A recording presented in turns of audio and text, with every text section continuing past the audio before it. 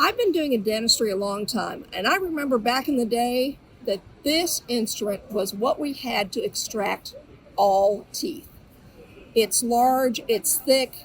When we look at what I do now for luxation and elevation of teeth, there's no way this instrument is going to fit in the periodontal ligament space. I guess you could use it for doorstop. Instead, I like a combination of instruments as I'm doing an extraction, and this is looking at a little bit larger extraction. The GLux is a luxator that is flat with a very sharp tip, fairly thin. The WingLux has the wings around this luxator, so we do still have that very sharp tip and a little bit of a variation that has an angled tip to it to introduce it into the periodontal ligament space at a particular spot, and then our typical winged elevator. Now, the luxators themselves are fairly thin, so I do not do a lot of rotation with them.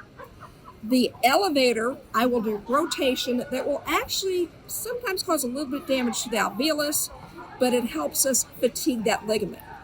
So, on a maxillary canine, I will take the instrument that will fit in the palm of my hand with the instrument tip, right tip of my finger.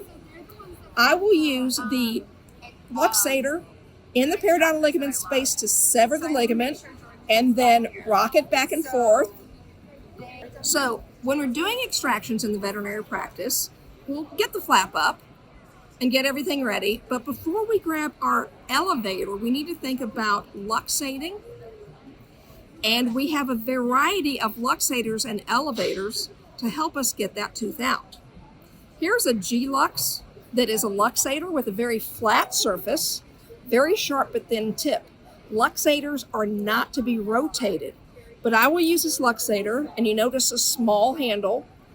The instrument tip is just at the tip of my finger, and now I'm going to get it in between tooth and bone and rock it to help sever the periodontal ligament, but do not rotate it.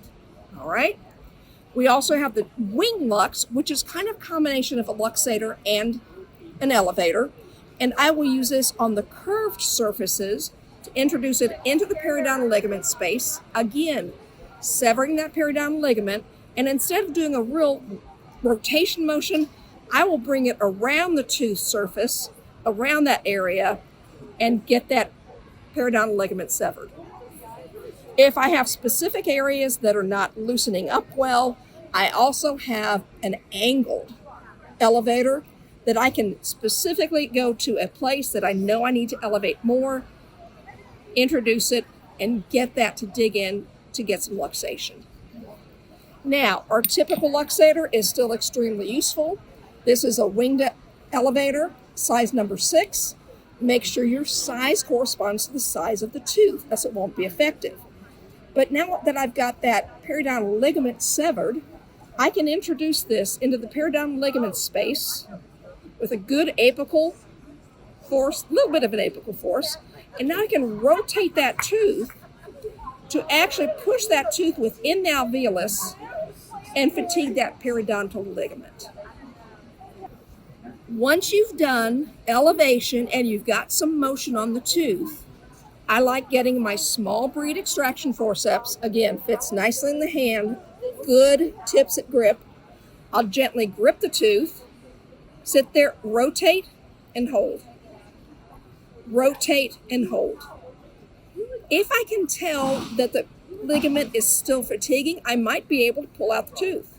If it is not, then I might be able to tell where it's not releasing.